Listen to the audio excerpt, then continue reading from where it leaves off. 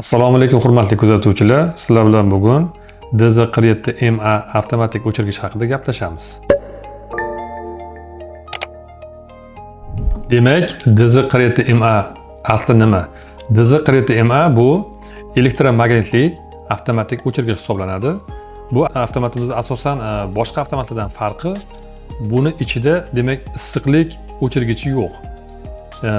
Asosan qisqa tutashuvda tez o'chirish uchun mo'ljallangan. Demak, bu modelimiz qaysi joylarda qo'llaniladi? Demak, DZ47MA avtomatik o'chirgichimiz asosan o'chishi mumkin bo'lmagan boshlang'ich yuklamali qurilmalarda ishlatilinadi.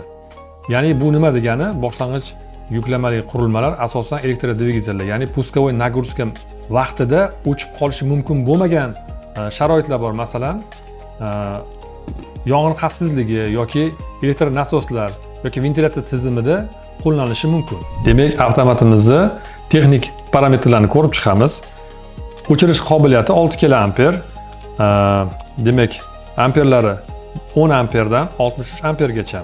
Undan tashqari bir polyusdan, demak, bir qutbdan 3 qutbgacha sotuvda mavjud.